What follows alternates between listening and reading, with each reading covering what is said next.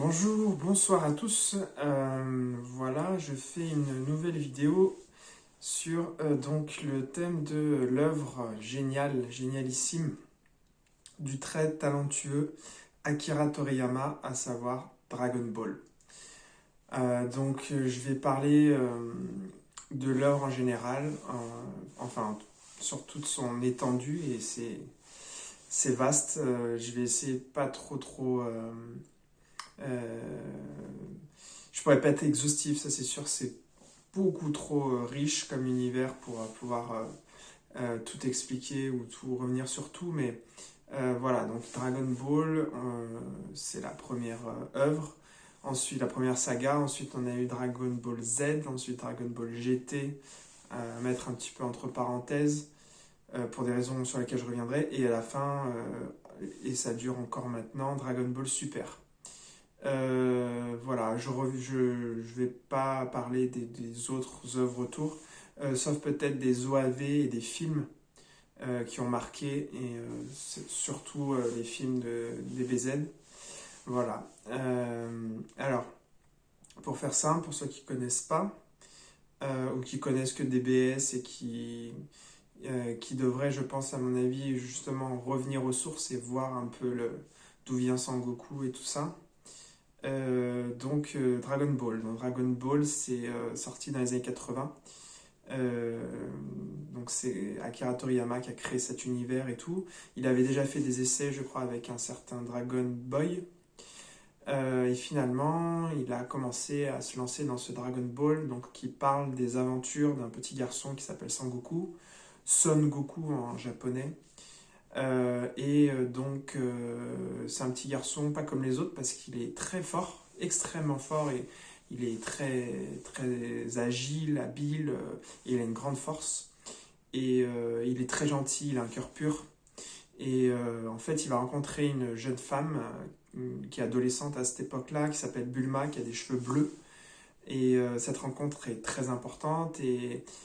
Donc Bulma est à la recherche des fameuses Dragon Ball, les boules de cristal, les boules de dragon, on aurait pu traduire littéralement, mais c'était traduit par la dénomination boule de cristal.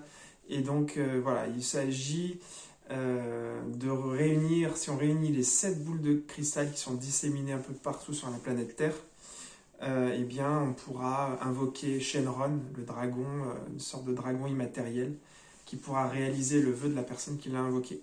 Et donc Bulma elle recherche ça, et Sangoku, comme il a eu connaissance quand même son grand-père lui avait donné une boule de cristal, la boule à 4 étoiles, et il l'avait perdue, et donc il voulait remettre la main dessus, et donc il a accepté de s'associer à Bulma dans sa quête des boules de cristal, qui elle, donc elle est un peu jeune, encore impulsive, tout ça, mais elle est très intelligente, et elle vient, c'est très intéressant, parce qu'il y a tout ce côté nouvelle technologie, un peu magique, mais en fait un petit peu futuriste, enfin très futuriste. Et en fait, Bulma vient de ce qu'on appelle la Capsule Corporation. Et en fait, c'est une grande société innovante de haute technologie, et dans laquelle son père, enfin qui est tenue par son père, et donc elle est la fille de ce grand scientifique talentueux qui est son père. En fait, du coup, elle a bénéficié de toute cette technologie avec des petites capsules. Donc, ils arrivent à faire rentrer finalement une voiture, un hélicoptère, ce que vous voulez. Ça peut se rétrécir en une petite capsule. Donc, quand on a besoin, paf, on fait sortir, exploser entre guillemets la capsule, sortir la capsule, et on a l'objet qu'on voulait.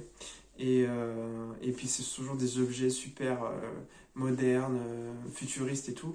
Elle-même est très intelligente et comprend bien tout ça. Et donc elle a inventé un radar qui permet de repérer les Dragon Ball.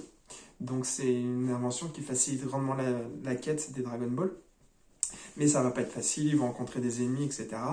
Et tout de suite, il y a un aspect martial qui va prendre de plus en plus d'ampleur, parce que Sangoku, c'est quelqu'un qui aime se battre, qui aime bien apprendre, et il va apprendre plein de techniques au fur et à mesure des ennemis qu'il rencontre et tout ça. Et il y a beaucoup d'humour dans Dragon Ball, et c'est vraiment... donc il y a le manga papier et il y a l'animé, et les deux sont très bons.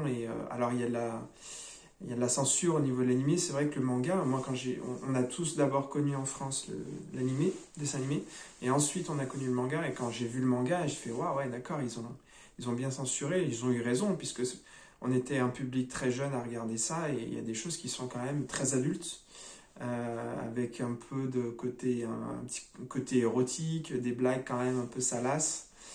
Donc Sangoku qui est toujours innocent, qui n'a pas notion de ça.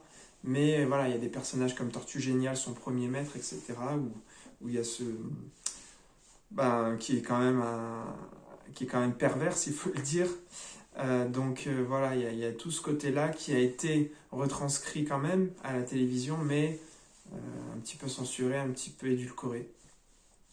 Et donc Sangoku, on va voir son ascension jeune, quand il va voilà, progresser, etc. Au fur et à mesure de ses aventures.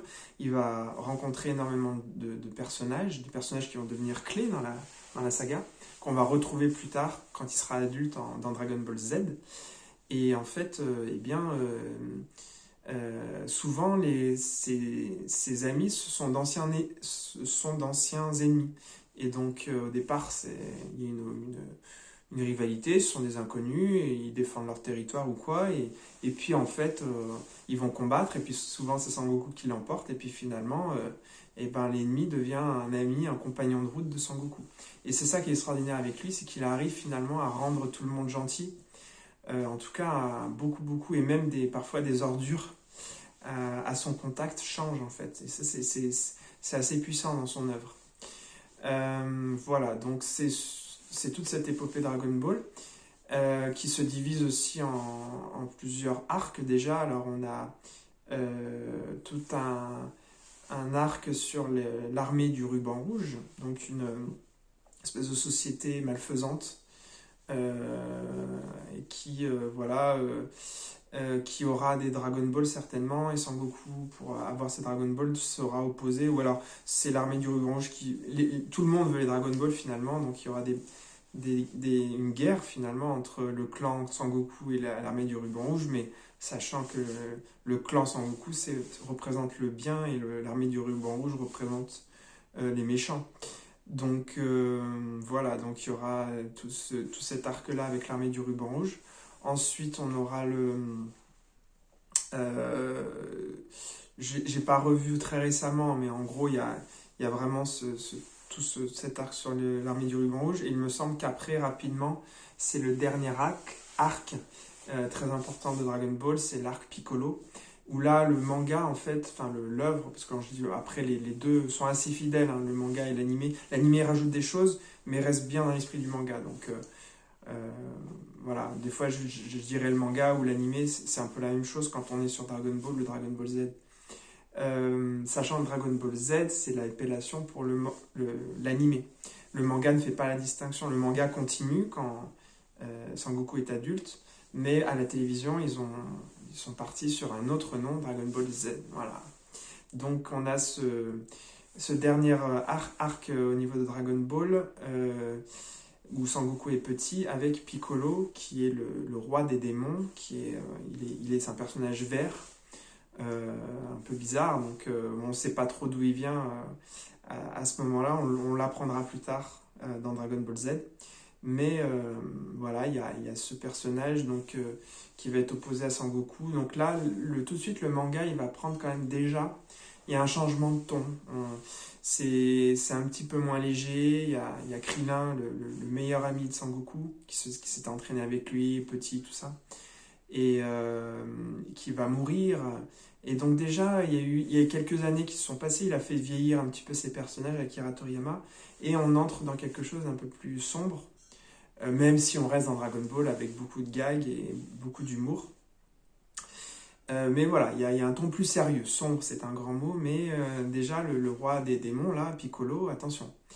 Et on va en venir à un de mes personnages favoris, c'est-à-dire que ce Piccolo va perdre lors d'un combat contre Sangoku de mémoire, et il va donner naissance, avant de mourir, en fait, il va faire un œuf, et qui est en fait son fils, sa descendance, sa copie si on veut, mais en version plus jeune, parce qu'il commençait à avoir des traits vieux.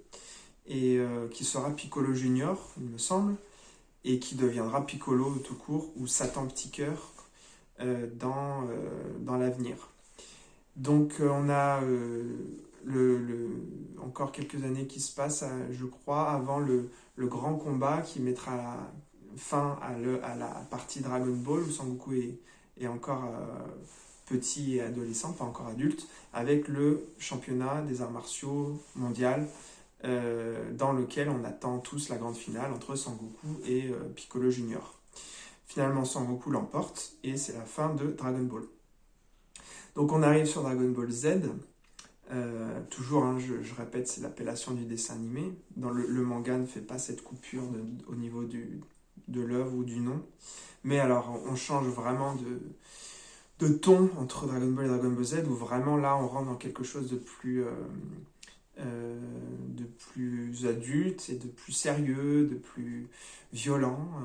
D'ailleurs, ça avait un peu fait la controverse à l'époque, parce que c'était quand même destiné en France dans le Club Dorothée à un public très jeune, et c'est vrai que bon, Dragon Ball, il y a du sang, voilà, et le manga encore plus. Hein. Alors qu'au Japon, c'était destiné plus à un public adolescent. Et du coup, donc Dragon Ball Z, là, quelques années se sont passées, Sangoku est adulte, il a eu un enfant qui s'appelle Sangohan, et il va devoir s'allier avec Piccolo dans le cadre du premier arc, donc l'arc des Saiyans. Donc les Saiyans, c'est la race à laquelle appartient Sangoku, on va l'apprendre. En fait, il y a une espèce de rétro-explication de l'origine de Sangoku à ce moment-là, c'est très intéressant. Et en fait, on nous explique que Sangoku, en fait, je vous avais dit qu'il était un petit peu spécial, et je vous avais pas précisé, mais il a une queue, et une queue de singe, et en fait, on comprend pourquoi à ce moment-là, c'est-à-dire que le frère de Sangoku, qui s'appelle Raditz, arrive sur Terre, et lui explique que, voilà, t'es mon frère, t'es Saiyan, t'es pas terrien, tu viens de la planète des Saiyans qui s'appelle la planète Vegeta. Et voilà, donc c'est pour ça que t'as une queue et tout, et que t'es très fort, t'es pas comme les terriens, quoi. Et donc là, l'œuvre, elle prend une ampleur tout autre, parce que là, on est dans un monde, c'est plus seulement la planète Terre, il y a d'autres planètes, il y a des voyages interstellaires qui vont se faire, tout ça. Et donc, ça devient autre chose. Mais c'est intéressant, parce que bien sûr, il y a quand même une cohérence en tout cas, jusqu'à ce moment-là, tout reste encore bien cohérent.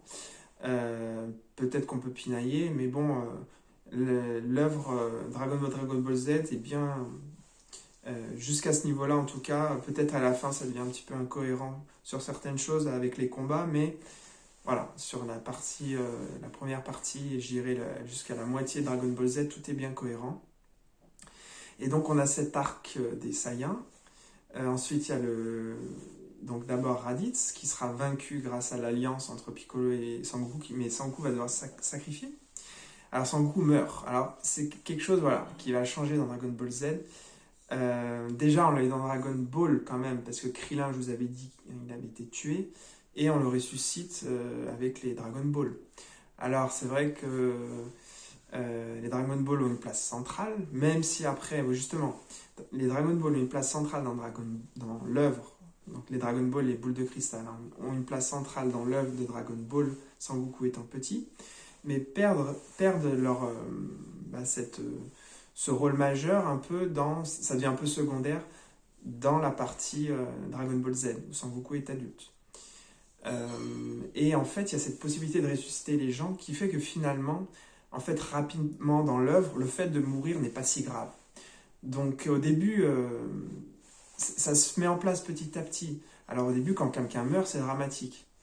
Mais petit à petit, grâce ou à cause de ça, ça enlève un petit peu la gravité de la mort, en fait. Puisqu'on sait qu'on pourra ressusciter la personne et tout ça. Mais on nous explique au début qu'on peut ressusciter qu'une seule fois. Puis en fait, après, les choses changent. Bon, bref. Donc, toujours est-il qu'il y a eu ce combat entre Sangoku qui s'allie avec Piccolo parce que l'ennemi en face est trop fort. Et donc, à partir de là, vous voyez, Piccolo, qui était quand même le roi des démons, devient un allié de Sangoku, de circonstance. Et il va changer, Piccolo. Et donc, il remporte le combat, mais au prix de la vie de Sangoku, qui va partir dans l'au-delà, et c'est là qu'on voit le paradis, l'enfer, tout ça. Et c'est assez marrant, et il va s'entraîner, etc. Parce que Raditz, avant de mourir, va prévenir ses acolytes, qui sont bien plus forts que lui, à savoir Vegeta et Nappa, et qui vont venir aussi sur Terre, et il attend à ce qu'il le venge, en fait. Et ça va donner lieu à un grand combat, le combat entre Vegeta et Sangoku, qui est mythique, et Vegeta qui est le meilleur ennemi de Sangoku, qui deviendra un ami, mais toujours un petit peu rebelle. Alors, le personnage de Vegeta est quand même génial, il fascine beaucoup de gens, mais je trouve que j'ai revu tous les Dragon Ball Z, mais en version synthétique, à savoir Dragon Ball Kai. C'est-à-dire qu'ils ont refait tous les épisodes Dragon Ball Z, mais en enlevant en fait les choses qui ne sont pas dans le manga. Et donc, ils ont appelé ça Dragon Ball Kai. Et voilà, c'est un moyen de revoir plus rapidement tous les Dragon Ball Z. Parce que c'est vrai que Dragon Ball Z, ça tire en longueur, surtout sur l'arc Freezer. Je vais arriver à cet arc après. Et donc, voilà, on a toute cette construction et cette évolution des personnages. Et oui, j'en reviens, donc, on en était à cet arc donc des Saiyans. Donc avec ce super combat entre les deux et entre Vegeta et Sangoku. Et donc là, Vegeta, ouais, il est vraiment au pire de sa cruauté et tout. Même si après, il va encore faire des crasses, hein, mais bon. Voilà, il y a cette rencontre, cette lutte fratricide, si je puis dire, même si c'est pas un frère, mais en tout cas, ils sont de la même race. Et pareil, les Terriens vont l'emporter avec Sangoku au prix d'un combat épique. Et ça va clore l'arc des Saiyans. Et ensuite, on va apprendre l'existence d'un méchant bien plus dangereux que Vegeta, à savoir Freezer. Alors là, Freezer, c'est certainement le meilleur méchant de toute la saga Dragon Ball, dans le sens où il incarne vraiment cette cruauté magnifiquement, finalement. Et donc, ça va donner lieu au deuxième grand arc de Dragon Ball Z, à savoir l'arc Freezer. Et ensuite, on aura l'arc Cell, avec les cyborgs au départ, puis Cell. Donc, on en revient à cette histoire de l'armée du ruban rouge, où on a ce qui est bien, c'est qu'Akira Toriyama a créé plein de personnages et il va les réutiliser. Voilà. Donc, il y avait cette armée du ruban rouge, et il nous explique finalement que la tête pensante, le grand scientifique de l'armée du ruban rouge, eh ben, il a voulu se venger de tout ce qu'a pu faire Sangoku quand il était petit, parce qu'ils n'ont pas réussi leur plan de domination de la planète. Et donc, il va se venger en créant des cyborgs. Donc, c'est un mélange d'espèces d'hommes, d'êtres humains qui ont été... dans lequel on implante de la ferraille, j'ai envie de dire, une espèce de Terminator, de la technologie, une espèce de... On est dans le transhumanisme, là, hein, voilà, des cyborgs, des hommes robots, ultra puissants, qui ne connaissent pas la fatigue, et donc il a analysé les combats de Sangoku, etc., et des uns et des autres, et donc qui sont de grands artistes martiaux, devrais-je dire. Et donc, voilà, et dont le seul but, c'est de tuer Sangoku. Donc, il y a l'arrivée des cyborgs et de Cell, qui va donner lieu à toute une dramaturgie et quelque chose d'assez intéressant, puisque Cell, il vient du futur, et il va pouvoir revenir dans le passé, etc., et essayer de muter. Il faut qu'il absorbe les cyborgs qui ont déjà été envoyés contre Sangoku pour pouvoir terminer sa mutation et avoir sa forme finale. Chose qu'il va arriver à faire. Je survole, hein, alors pour les gens qui connaissent, ça peut être ennuyant, mais je survole l'œuvre. Il va acheminer sa transformation, et tout comme Freezer, hein, c'est quand même quelqu'un de très méchant, Cell. Et peut-être qu'il a un cran en dessous en termes de cruauté par rapport à Freezer. Mais il a les cellules de Freezer, il a les cellules des Saiyans, et donc c'est quelqu'un de très fort.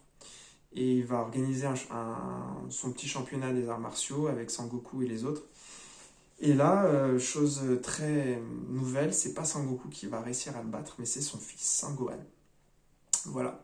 Puis on arrive au dernier arc, l'arc Buu, Donc cette espèce de gros méchant rose qui transforme ses ennemis en chocolat pour les manger. Donc là, on sent bien que Akira Toriyama s'est fatigué du sérieux que prenait le ton de sa série, et donc de son manga et de la série. Donc il a voulu revenir sur les bases, donc l'humour et tout. Mais bon, il n'a pas pu se défaire quand même de... Bah, voilà, fallait qu'il y ait des combats, fallait qu'il y ait des transformations, etc. Et donc, il y a cet arc bout qui est intéressant parce que finalement, on souffle un peu, il y a des épisodes assez drôles. Et puis ce méchant, oui, hein, alors là, pour le coup, qui n'incarne pas du tout la cruauté comme pouvait le faire Freezer. Donc, il a peut-être un peu divisé les fans déjà à l'époque. Mais un arc très intéressant avec quand même des beaux combats, des sacrifices, etc. Et puis finalement, bah, Sangoku, avec Vegeta, arrive et l'aide de tout le monde, puisque Sangoku fait appel, avec sa technique du Genki-Dama, la boule universelle, il fait appel à l'énergie de tout le monde pour faire une énorme boule qui balance sur le Kid Buu, la forme ultime de Boubou, donc de Buu, donc c'est-à-dire Buu en enfant, en miniature, c'est là qu'il est le plus fort, et c'est souvent quelque chose qu'on retrouve dans Akira Toriyama, c'est que les méchants atteignent leur stade final toujours en étant plus minces, en fait, plus petits, plus minces, etc. Et c'est là qu'ils sont plus forts. Et ce ne sont pas forcément des grosses brutes super musclées qui sont les plus forts. Et donc, finalement, Sangoku l'emporte grâce à l'aide de tout le monde, et c'est la fin de Dragon Ball Z avec quand même quelques années qui... Alors, c'est une fin qui sera un petit peu particulière dans le sens où c'est la fin de Dragon Ball Z, mais pour Dragon Ball Super, ça va pas être la fin, ça va pas être c'est pas la fin, comment dirais-je. Dragon Ball Super commence juste avant la fin de Dragon Ball Z en fait, c'est-à-dire juste après le combat contre Kid Buu.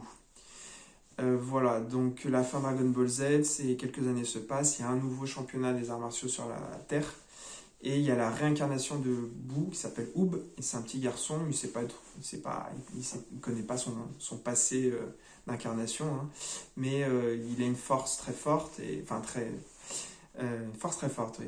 Il est très fort et il s'inscrit à ce championnat parce qu'il espère gagner le prix pour pouvoir aider son village très pauvre, etc. Et donc Sangoku va le rencontrer lors d'un combat et va lui dire, écoute, tu es très fort, tu as du potentiel, je peux t'entraîner, je peux t'aider et tout. Et ils vont partir tous les deux en plein milieu, il va réussir à le convaincre, et ils vont partir en plein milieu du championnat sans que personne comprenne. Et avec Sangoku, on a l'habitude, hein, il dit à sa femme, bah, écoute, je vais partir quelques années, c'est comme ça, et puis voilà, il part. Et tout le monde est surpris, mais voilà, l'œuvre se termine, mais bon, c'est du Sangoku tout craché, quand il a quelque chose en tête, il le fait, et c'est comme ça. Et de toute façon, il fait toujours des choses qu'il pense bonnes, c'est quelqu'un qui défend la justice, etc. Même si c'est vrai que parfois Sangoku a quand même un peu cet orgueil des Saiyans et prend des risques parce qu'il aime le combat. Et c'est génial, le personnage de Sangoku est vraiment... on s'identifie, il est très attachant, surtout petit, et même adulte par son courage. Oui, le courage, il l'a toujours eu. C'est sa puissance, après, qui impressionne quand il est adulte. Voilà, donc ça, c'est en gros l'œuvre Dragon Ball Z, et ensuite Dragon Ball Super qui vient après. Voilà, je pense que je vais peut-être séparer, je ferai une vidéo à part pour Dragon Ball Super. Je voudrais revenir sur quelques moments qui m'ont marqué dans Dragon Ball Z, je dirais, plus que dans Dragon Ball. Il y a quelques passages qui sont...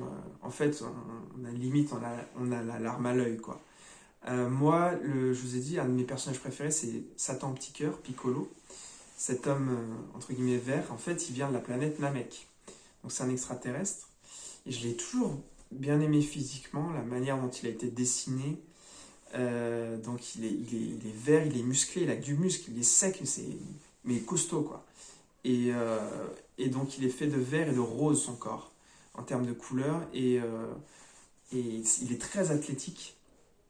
Et il a une capacité de régénération comme les lézards, un peu, c'est-à-dire si on lui coupe un bras, son bras peut repousser. Et c'est vrai que c'est dommage, c'est qu'il va perdre un petit peu au niveau de la course à la force de combat, ben, d'un moment il sera largué en fait pendant l'arc Cell. Et c'est dommage parce qu'après c'est un personnage qui va devenir... Alors il garde son importance parce que en fait il est issu, c'est la partie mauvaise d'un personnage qui est au départ le dieu tout-puissant entre guillemets de la planète Terre. Le Très-Haut, je crois, il s'appelle.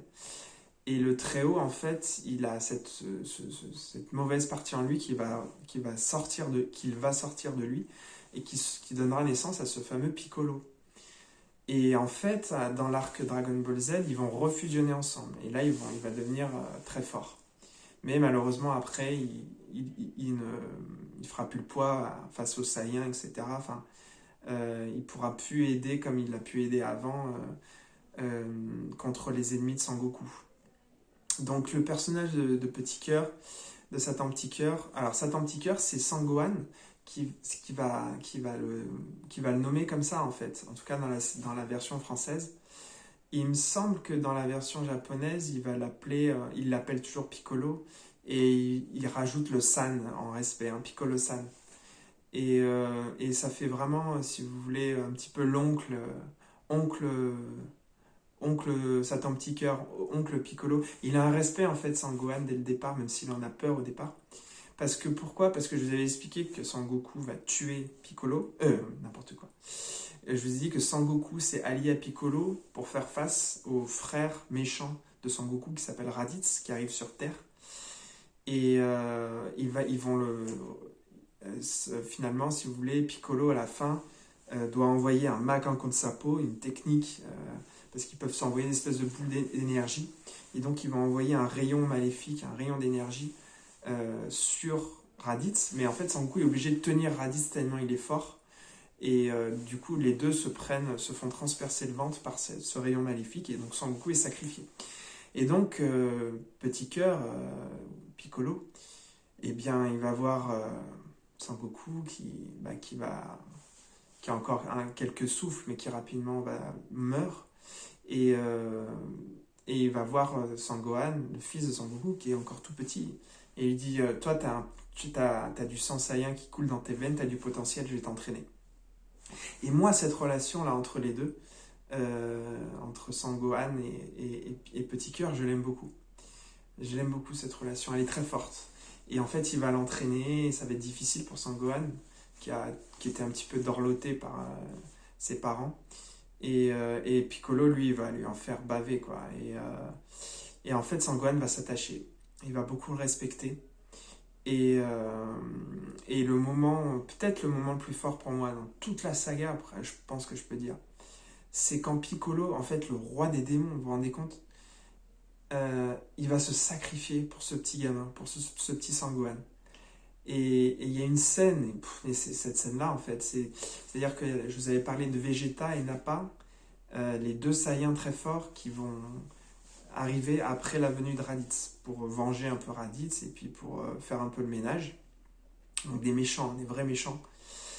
Et Sangoku s'entraînait là, dans l'au-delà, etc. Il va pour revenir sur Terre. Il est ressuscité grâce au Dragon Ball, je crois, à ce moment-là. Mais il y a une distance pour revenir. Et donc, il n'arrive pas à temps. Et donc, les amis de Sangoku doivent faire face à cette menace des Saiyans. Et c'est très compliqué. Et en fait, à un moment donné, Nappa, c'est vraiment la grosse brute, s'apprête à pulvériser Sangohan avec une boule d'énergie. Et Piccolo, il a plus qu'une chose à faire, c'est soit il se la prend, soit Sangohan, c'est fini, quoi. Donc il court alors qu'il vient de se faire défoncer par Nappa. Il se lève, il court, il se met en face de la boule et il se la prend en pleine face. Un truc de malade, il se fait défoncer par la boule d'énergie, mais il fait écran en fait pour protéger le petit Sangohan qui est derrière lui, qui comprend pas ce qui lui arrive. Et là, il y a une musique, en plus les musiques de DBZ, mais il y avait une dramaturgie, il y avait une émotion, quelque chose, c'était dramatique, c'est dramatique, quoi. Et on a perdu ça après, c'est vrai. Dragon Ball Super, il y a des moments épiques, mais il n'y avait pas, je pense, effectivement, on n'atteignait pas ce niveau-là en termes d'émotion, d'intensité, quoi, de tension et tout. Et là, Petit Cœur, le roi des démons qui se sacrifie pour ce pauvre gamin, et il reste debout après avoir subi la vague déferlante de son adversaire d'énergie. Il tremblote, il est cuit, quoi, et il tombe. Et il est encore conscient, il n'est pas encore mort, mais il est allongé au sol, et le petit Sangwan s'approche, il dit, Petit Cœur, mais qu'est-ce que t'as fait? Mais pourquoi t'as fait ça? Fallait pas faire ça. Et, et là, Petit Cœur, il sourit, en fait, parce que presque je sais pas si on peut dire s'il a honte de lui-même, mais lui, le prince des démons, le prince des ténèbres, qui a sacrifié sa vie pour ce petit gamin, c'est presque ridicule. Entre guillemets, c'est une tapette, c'est une tarlouse, qu'est-ce qu'il a fait, pour en arriver là? Mais en fait, on voit qu'il a une certaine délivrance, parce qu'il a fait quelque chose de bien. Il s'est sacrifié pour quelqu'un d'autre, quoi. Alors qu'au départ, c'est c'est le diable incarné, en fait, si on peut dire. Et donc, Sangwan qui pleure, qui est là, qui dit, mais pourquoi t'as fait ça? Et puis il sent bien que il va y passer et que c'est fini, et c'est terrible. Et là, il y a une phrase qui est quand même forte, c'est qu'on voit le Tout-Puissant. Je vous avais dit, le Tout-Puissant, c'est le dieu de la planète Terre dans l'univers Dragon Ball, et il avait cette partie mauvaise en lui qu'il a sorti de lui, et qui a donné naissance à Piccolo. Et Piccolo lui a donné une leçon, là. Le Piccolo, il s'est sacrifié, parce que le Tout-Puissant, il est tout là-haut. Bon, il peut pas faire grand-chose, il fait ce qu'il peut, mais il n'a pas fait ça. Et lui, le roi des démons, il s'est sacrifié pour ce petit gamin. Et c'est vrai qu'il y a cette notion dans Dragon Ball de même la pire des crapules peut changer. Mais quelqu'un de méchant, il peut faire quelque chose de bien. Et c'est vrai que ça donne de l'espoir dans l'humanité, même si c'est un extraterrestre en l'occurrence. Mais voilà, il y a cette scène qui est incroyable, Je vous invite à la regarder. Vous pouvez la regarder en français, vous pouvez la regarder en japonais. Alors, c'est vrai qu'on regarde juste sur YouTube, vous pouvez taper scène sacrifice Dragon Ball. Vous verrez les scènes de sacrifice, il y en a plusieurs. Et c'est vrai que ça rend pas pareil si vous n'êtes pas imprégné de tout ce qui s'est passé avant. Vous regardez juste ça, bon, c'est bien fait, mais voilà, ça casse pas trois pattes à un canard, comme on dit. Donc, alors que si, c'est vraiment super bien fait, c'est poignant, quoi. Donc il y a cette scène. Ensuite il y a la grande scène, effectivement, de la première transformation en super guerrier de Sangoku. Donc quand Freezer tue Krillin, son meilleur ami. Donc là, le problème, c'est qu'à cette époque-là, on sait pas que... On pense qu'on peut ressusciter qu'une fois avec les Dragon Ball. Donc comme Krillin a déjà été ressuscité une fois, ben là, comme il se fait tuer une deuxième fois, c'est fini. Et Sangoku, quand il voit ça sous ses yeux, il supporte pas, c'est pas possible, il peut pas laisser passer ça, son meilleur ami, qu'il pourra plus jamais revoir à cause de cette crapule de Freezer.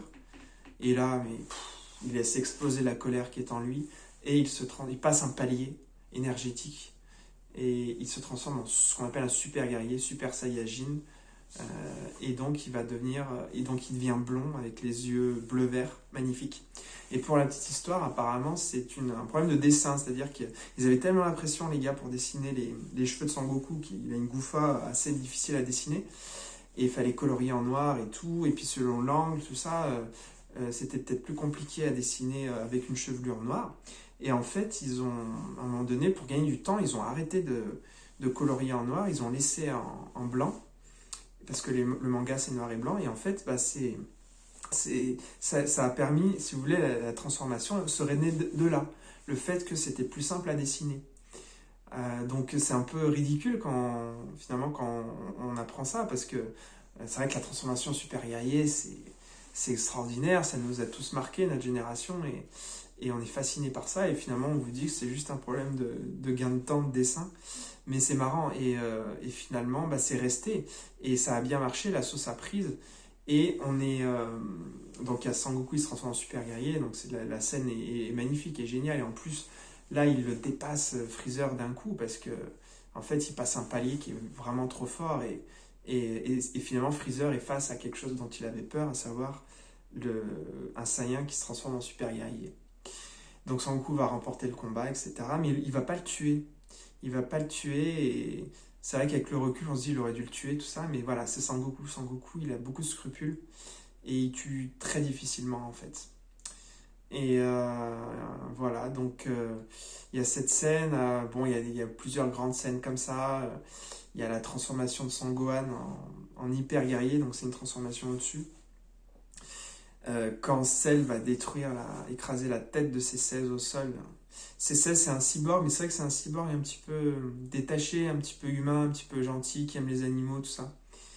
Et quand il écrase sa tête comme ça, là, sans aucun, enfin avec dédain, avec une profonde méchanceté, une cruauté, une violence inouïe. Et à ce moment-là, on entend des chants d'oiseaux, et paf, dans la tête de Sangohan, il y a quelque chose qui se passe, c'est pas possible, il détruit la vie, ce type-là, je peux pas le laisser faire, il va détruire ma planète, il va détruire les gens que j'aime. Paf, la libération. Sangohan se transforme en hyper guerrier, il devient super fort, et il remporte le combat. Alors après, Cell va utiliser des techniques, on va dire, enfin, il va menacer il va revenir, il va menacer de se... Non, il va pas revenir, tout simplement, il se gonfle et il menace d'exploser avec la planète. Et donc il fait une espèce de chantage et tout. Donc... Mais en fait, en termes de puissance, il fait plus le poids face à Sangohan. Et il va revenir, et puis il y aura un dernier combat, mais c'est vraiment Sangohan qui domine Cell, et qui clore l'arc Cell. Et moi j'ai beaucoup aimé le Sangohan adolescent. Je vous dis, j'aime beaucoup Petit Cœur, et quand on aime bien Petit Cœur, on aime bien la relation. Moi j'aime bien en tout cas cette relation Sangohan Petit Cœur. Et il y a ce respect aussi en plus entre les deux. Et Sangohan, dans l'arc Cell, va revêtir la tenue de Satan Petit Cœur. Et le combat entre Cell et Sangohan est magnifique, et il est habillé comme Satan Petit Cœur, et en Namek. Et il y a un respect en fait qui est fort. Et Sangohan connaît les techniques de... alors il n'utilise pas forcément, certes, le Makempo, je ne sais plus comment ça s'appelle, Mazempo, cette technique, où je crois que c'est une technique que lui a appris Satan Petit Cœur, je ne sais plus, mais en tout cas, c'est son premier maître. Et ça reste, il y a un respect. Et donc Sangohan, il a la classe, quoi, quand il est adolescent, là, dans cette époque Cell. Et c'est vrai que la saga prenait une tournure, puisque finalement Sangohan devenait le personnage central quelque part. Et on regrette un petit peu que dans le dernier arc, l'arc Boo, alors Sangohan va revenir quand même, mais il s'entraînait plus. En fait, on le savait, puisque sa maman voulait qu'il devienne quelqu'un d'érudit, quelqu'un de cultivé, qui ait une bonne situation, qui fasse des études. Elle voulait surtout pas qu'il fasse des arts martiaux. Elle n'aime pas du tout ça. Elle trouve que c'est vulgaire, elle méprise totalement ça. Et c'est bien à l'image des Asiatiques, en fait. Hein. Et donc, Sangoku lui avait promis, écoute, Shishi, je l'entraîne encore une dernière fois pour vaincre Cell, parce que là, c'est la survie de la planète qui en dépend. Et après, tu t'en fais ce que t'en veux. Il fera ses études et tout. Donc, en fait, Sangoku est quelqu'un qui respecte sa parole, en général. Enfin, si c'est quelqu'un de parole, et donc, voilà. Et donc, c'est normal que Sangohan, après, il ait pris ce chemin-là. Mais voilà, c'est un petit peu dommage, et un petit regret que Sangohan n'ait plus ce rôle primordial qu'il a eu là dans l'époque Cell. Et voilà, sur quoi on peut revenir aussi, je pourrais vous parler du sacrifice de Vegeta. Vegeta aussi qui va retourner sa veste juste avant, puisqu'il va se laisser corrompre par le mal, par le méchant, la Babidi, qui manipule les gens. Et il va avoir ce M sur le front, et il va en profiter pour défier Sangoku, quoi. Alors que pendant toutes ces années, il avait rallié la bande de Sangoku. Il a fait un fils avec Bulma, qui s'appelle Trunks, qui est un personnage aussi extraordinaire. Et bref, Vegeta, le traître, quoi, jusqu'au bout. Mais voilà, en fait, à la avant sa mort, en fait, sa deuxième mort, parce qu'il était déjà mort sur la planète Freezer. C'est ces côtés grotesques de Sangoku, de Dragon Ball, c'est que la mort, elle devient un petit peu... finalement, on sait que la personne est toujours là, elle va revenir d'une manière ou d'une autre. Donc, c'est vrai que ça enlève le côté dramatique qu'il y avait au départ. Mais bref, ce Vegeta-là, avec le M, au début de la saga Boo, de l'arc Boo, va finalement revenir du côté je dirais du côté clair de la force, dans le sens où il décide en fait de se sacrifier pour essayer de détruire Boo. Ça va servir à rien d'ailleurs, mais c'est vrai que le sacrifice est beau, et puis ce qu'il va dire à Trunks, et il va lâcher en fait, c'est quelqu'un de très fier, c'est le prince des Saiyans, le prince. C'est pour ça que la planète porte son nom, Vegeta. Sa planète a été détruite par Freezer, il a une grande fierté cet homme. Et là, il va dire quand même qu'il aime son fils, qu'il aime sa femme, quoi. Et il va se sacrifier. Et moi, ce que j'étais un petit peu déçu, c'est parce que je me suis refait tous les Dragon Ball Kai. Enfin, je les ai regardés une fois, je les avais jamais vus, les Kai. Hein. J'avais vu les Z, Dragon Ball Z. Dragon Ball Kai, c'est la version simplifiée, accélérée, on va dire, enfin, sans les longueurs. Et on voit à la fin Vegeta, là, sur le dernier combat avec Sangoku contre le Kid Buu, il va dire des choses, il va dire ouvertement, ouais, mais Sangoku, j'ai compris, t'es plus fort que moi, en fait. Alors, il peut le penser, ça fait peut-être belle lurette qu'il le pense, mais qu'il le dise comme ça, qu'il s'abaisse à le dire. J'ai trouvé que ça trahissait un petit peu déjà son personnage. Et alors, dans Dragon Ball Super, je vous raconte pas, il y a un épisode qui humilie totalement le personnage de Vegeta, et ça, j'ai pas du tout aimé. Voilà. Donc, bon, ça fait déjà une quarantaine de minutes. Donc, je sais pas, peut-être que cette vidéo, elle est à la fois trop généraliste, trop banale pour les fans, et puis pour les non-fans, finalement, je vous raconte des choses, je survole tellement, je sais pas ce que ça va donner. Dites-moi si vous avez aimé ou pas. Mettez des j'aime pas, hein, si vous aimez pas, franchement. Si vous avez regardé qu'une minute, à la limite, si vous regardez qu'une minute, vous voulez à 40 minutes, et que ça vous plaît pas, vous mettez un pouce en bas. Au moins, je sais. Laissez un commentaire, dites-moi, non, c'est trop long, fais des vidéos plus courtes, ou arrête de nous raconter ton avis là-dessus, ou je sais pas, dites-moi quelque chose. Voilà, j'aimerais avoir plus d'écho. Ça pourrait être sympa pour savoir ce que je peux améliorer. Moi, sachant que je débute dans le domaine de la YouTubation. Bref. Bon, bah, je vous laisse. Bon visionnage. Enfin, c'est fini, du coup. Et je vous dis, bah, prenez soin de vous. Voilà, à bientôt. Au revoir.